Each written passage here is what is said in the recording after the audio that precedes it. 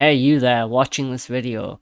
Are you terrible at first-person shooters to the point where you couldn't hit water if you fell out of a boat? Are you constantly left out from your friends' online COD matches because your marksman skill is that of a Star Wars stormtrooper? Do you lie awake at night crying because you don't have any friends? If you answered yes to all of these questions, then you need VATS. VATs are a simple and effective way of ensuring that you as a player can become an unstoppable killing machine through very little work or effort, and all it will cost you is your sanity. This has been a paid promotion by Vault-Tec. No, but to be serious for a second, VATs in Fallout 4 are absolutely terrible. Instead of pausing time like they do in Fallout 3 and New Vegas, they slow down to an almost Matrix-style bullet time. This personally causes me a great amount of stress as I frantically try and decide which character and body part I'm going to hit as they slowly approach me. Or perhaps even while they're shooting at me. You can actually be killed while using VATS, and don't even get me started on the kill cam. So does this still sound like an easy challenge? Well, let's find out. Can you beat Fallout 4 using only VATS? So the only real rule for this challenge is that I can only use VATS for combat. I feel like by now I shouldn't have to say no glitches, cheats or exploits, but yeah, no glitches, cheats or exploits. So now that I've wasted a minute and a half of your time, let's get started. So to begin with, a Jehovah's Witness appeared at my door and asked me some routine questions about my personality. I put my perception to 7 for increased weapon accuracy using VATS, put my intelligence to 10 for extra experience, and put my agility to 7 to increase my number of action points. Then I ran down my wealthy, privileged neighbourhood as I heard that Liberty Prime was having a birthday party today and I didn't want to miss it. Now I understand that Liberty Prime is absolutely huge, but that is one giant candle for him to blow out. Then an extremely brave and courageous man shot a frozen woman holding her infant son. Damn, I bet Deathclaw's got nothing on this guy. So when I finally did get released, it was time to make my way out of the vault, and that involved killing a lot of rad roaches. Now, because I was using VATS for every single rad roach, this was an extremely tedious process, and aside from anything else, using VATS just dramatically slows the game right down. However, eventually I was able to find the pit boy, talked to Codsworth, who had a little bit of a mental breakdown, met Dogmeat at the Red Rocket truck stop, shot a few more rats in their stupid faces before proceeding to Concord. As soon as I got to Concord, I managed to level up. I put my first perk into sneak, making me 20% harder to detect while sneaking. Tried to take down some raiders, although Garvey beat me to it. Upon completing the Out of Time quest and reaching the Museum of Freedom, I gained a lot of experience which allowed me to level up again. I chose the Action Boy perk, which will allow my action points to regenerate 25% faster. This will severely help later on, as I'm only using action points to attack.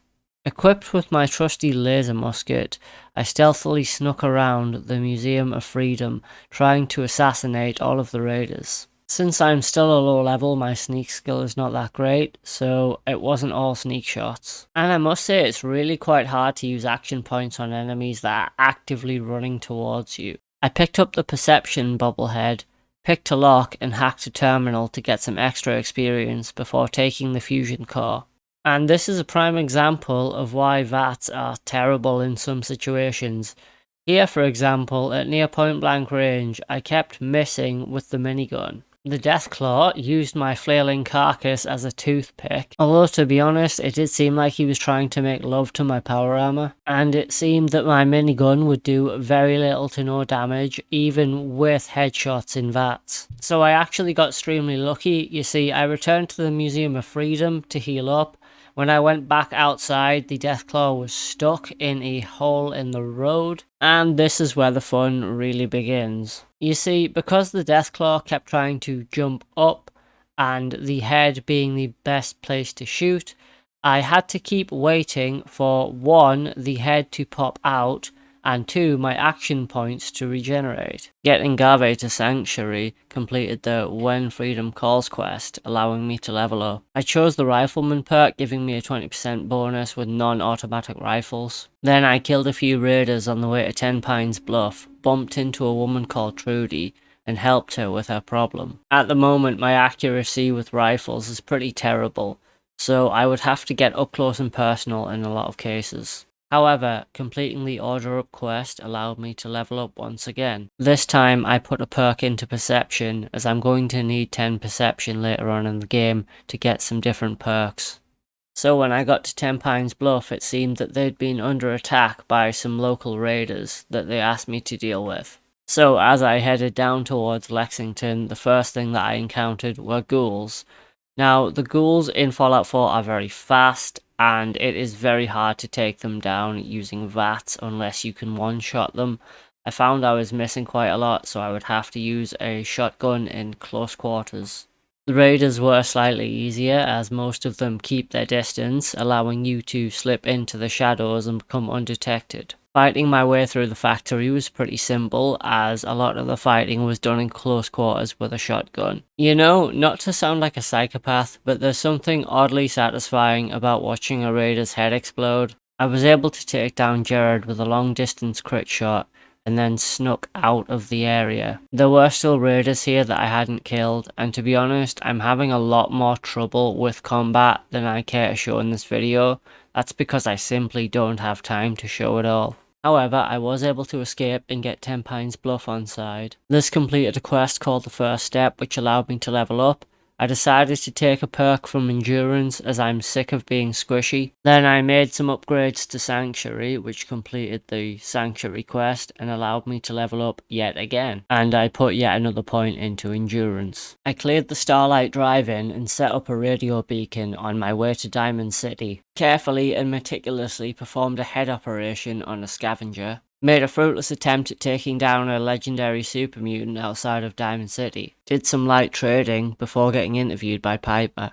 Spoke to Ellie to ask about Nick Valentine, which completed the Jewel of the Commonwealth quest, allowing me to level up again. I took the Cap Collector perk so I can get better prices for all the loot I scavenge. Relieved a few more raiders of their heads on the way to Park Street Station. Now, dealing with the Fingermen in Vats is an absolute nightmare. Or at least it was at my current level and how I'm equipped. You see, from a distance, I just wasn't really able to do that much as I'm not that well equipped right now. But I had a lot more success with a shotgun up close and personal. It was a very long and tedious process, meticulously taking down one Fingerman at a time with a single or sometimes two gunshots to the head. What a shame it is to get blood all over those nice suits. After a few attempts with the laser musket, I was able to snipe shot Dino, although I would have to finish him off up close. Then I met Nick Valentine and took the speech bobblehead. I also managed to convince Skinny Malone to let us walk out of there. I also bribed the mayor's assistant into giving me Kellogg's key. Then the Terminator suggested that I use Dogmeat in order to track Kellogg. I was able to follow Dogmeat so far until I got attacked by a Yaoguai. Now, in all honesty, I believe that I could have taken down this Yaoguai were it not for the fact I was limited to using action points. You see, I had access to automatic weapons like submachine guns from my last quest dealing with the Fingermen, but a cocktail of not doing enough damage and limited VATS meant I was just not able to take down the Yaoguai at this time. He kept killing me over and over again. I even tried to cripple the Yaoguai's legs, but I was having no effect, so decided that I would not be able to do this quest just yet. So to get more equipment and experience, I headed to Oberland. It seemed they had some raiders to take care of. So I decided to buy a hunting rifle with a lot of ammo, and I absolutely ate through this quest. I was also beginning to acquire quite a lot of metal armor, which was pretty sweet. I took the Rifleman perk at level 10, giving me a 40% damage bonus with non-automatic rifles. This completed the Raider Troubles at Oberland Station quest. Then I set up a settlement at Sunshine Tidings Co-op. Then it was time for round 2 against the Yaoguai. Now equipped with a hunting rifle, this fight was so much easier. So with the hunting rifle, I was actually able to get a lot more shots using VATS than I would with other rifles. And to be honest, this was a real game changer for this challenge, as it allowed me to eat through super mutants and ghouls with no problem. Upon reaching Fort Hagen, I was able to level up again, where I put another point into Endurance. So Fort Hagen is filled with turrets and synths. Thankfully though, now that I had my hunting rifle, I was able to get so many shots with VATS that I was able to clear most of the rooms pretty easily. Their leader was a real pain, and the synth patroller was even more of a bullet sponge. But to be honest, most of this was just walking through the hallways with a hunting rifle or laser musket, and headshotting any synths I happened to see. Then I was reunited with my old friend Kellogg. We had a slight disagreement about a few things. Then I disconnected his brain from the rest of his body, completed the reunions quest, and journeyed to Goodneighbor with Nick Valentine. Upon leveling up, I took the Refractor perk, which gives me a plus 10 to energy resistance. I'm definitely going to need this for when I get into the Institute. Then it was time to take a walk through Kellogg's brain, uncovering painful memories. However, I also learned that I was going to require an escaped scientist in order to get into the Institute.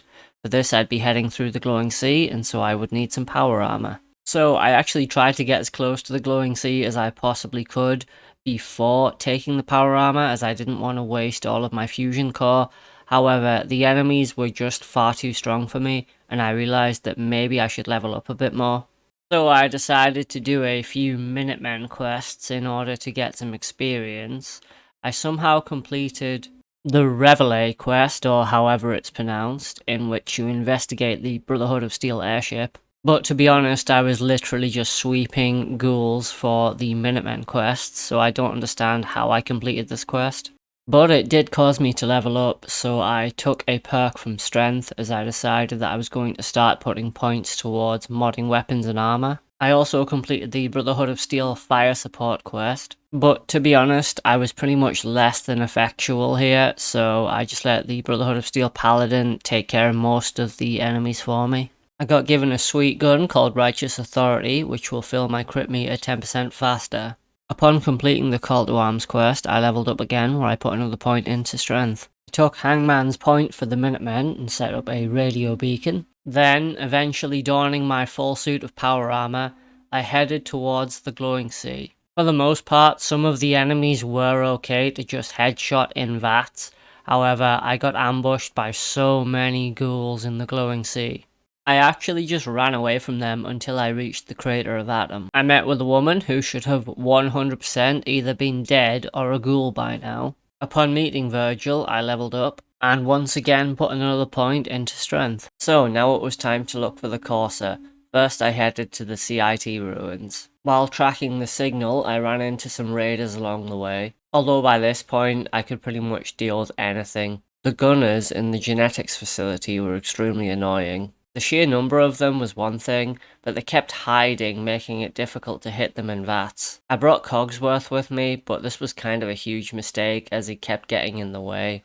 For the most part, I was able to deal with the gunners. However, I had to use my hunting rifle. I wanted to use Righteous Authority. However, this was a laser weapon, and for some reason, the gunners were quite resistant to it. I think it's because a lot of them were wearing leather armor. However, they were eating my hunting rifle ammo, which I wanted for the Corsa.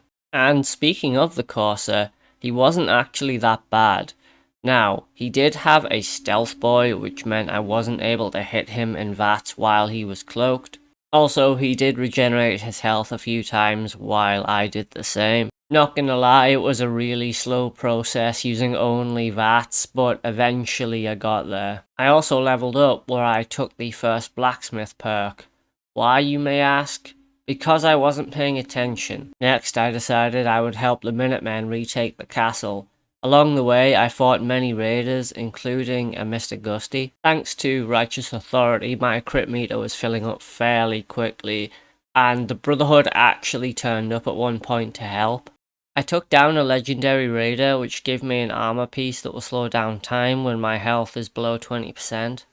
Met Preston outside the castle and told him to line up while I lured out the Mirelurks. Of course, Cogsworth just kind of ran straight in there, guns blazing. It was excessively annoying trying to cycle through targets between the Mirelurks and the Minutemen. The softshell Mirelurks were not too difficult to deal with, and the hatchlings died after one hit. I had serious trouble dealing with the Queen. I actually completely ran away at one point. You see, the Queen has this corrosive acid type stuff that will seriously damage you over time if it hits you. I developed a working strategy though. My plan was to use Righteous Authority as it fills the crit meter really quickly. Then I found a hole in the wall to which I could hide. Occasionally I would jump out, shoot the Mirelurk Queen a few times before hiding in my shelter again. Now, the crits weren't doing a lot of damage, however, it was better than nothing. She would send the occasional hatchling at me as well, which would also help fill my crit meter.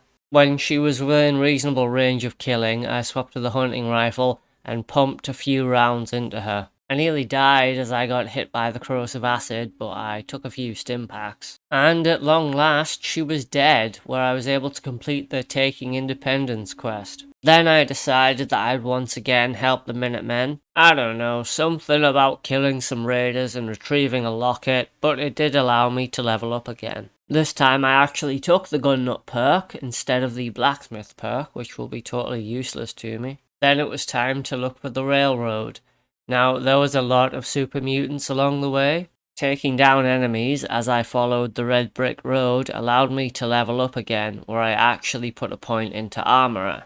Then it was simply a case of finding the railroad, having the Corsa chip analysed, and building the teleporter in Sanctuary. This completed the quest molecular level, where I met Father in the Institute and promptly blew his head off. Well, his head didn't actually, get removed from his body, which was a little bit disappointing.